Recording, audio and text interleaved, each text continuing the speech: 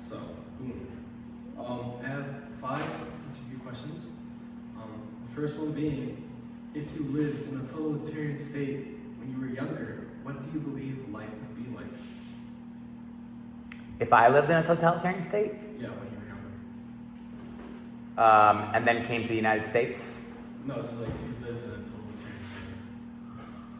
I think that people who grow up in totalitarian states don't necessarily know that they grow up in totalitarian states. I think that everybody who lives in any society because of propaganda is told, this is a free country. And if there's one thing I've learned, it's that countries that are more totalitarian use the word free to describe themselves more. So in China, for example, right now, which people say is kind of a totalitarian country, they kind of say, well, no, if you grow up in China, all you hear is how China is a free country, China is a free country, China is a free country.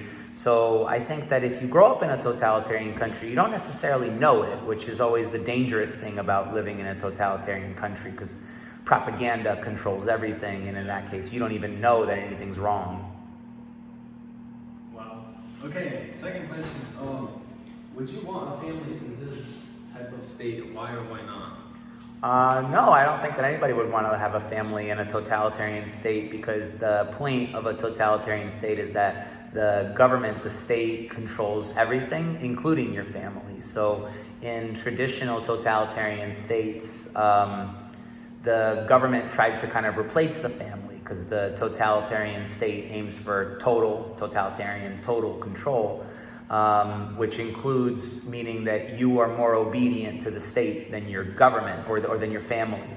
So I always think of the example of North Korea or China during the Cultural Revolution of the 1960s, where the government and the state were telling kids, don't trust your parents. If anything, you should rat out your parents to the state if you want to be a good member of society. So I think that having a family in a totalitarian state is more difficult than having a family in a free country where, you can kind of have your family the way that you want. In a totalitarian state, there's no trust on down to family members. And I mean, my family grew up in a totalitarian state. My parents were both raised in a totalitarian state, and it was the kind of situation where you don't know who's ratting you out or who's listening, who's saying what. And there were many families that were broken up because of that, because you might have to, rat out your dad or rat out your mom or your brother or your sister. And I remember my parents making a really big point of how it can really do a number on a family to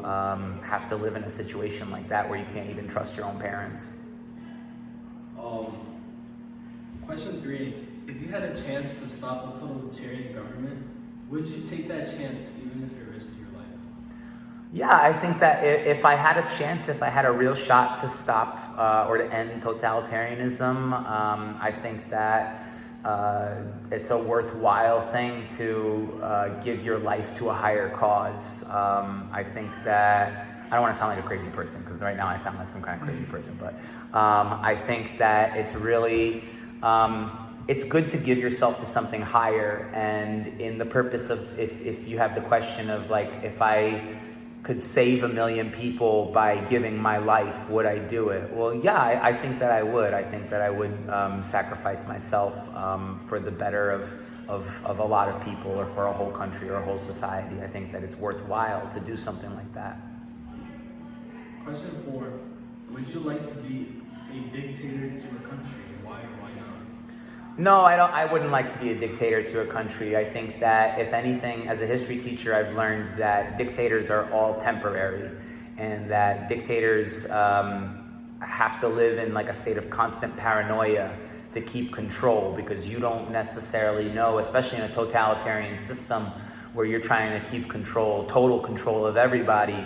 If somebody steps out of line, somebody looks at you the wrong way, you start kind of getting paranoid. And a perfect example of this is Joseph Stalin in the Soviet Union, where he had his own son executed and didn't trust his own family because he didn't really know who was going to stab him in the back or this or that. So I think that even in a dictatorship, the dictator, one of my favorite quotes is, "Heavy is the head that wears the crown."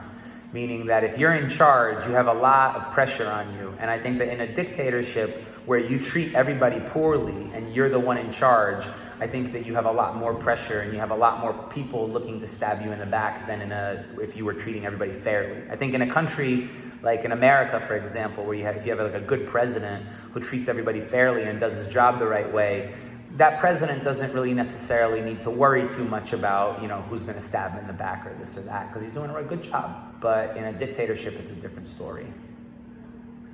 Last question. If you had the knowledge of someone potentially being hurt, would you stop it from happening? Why or why not? If I had the knowledge of someone potentially being hurt, would I stop it from happening? I guess it kind of depends on the situation. So it depends on the person. If I had knowledge that somebody who I thought was a bad person was going to get hurt, then I would probably let it happen. But if I had knowledge that somebody important who is a good person, who serves a good purpose in society was going to get hurt, then I would probably let them know about it. That was it. Yeah. That's it. Thank you.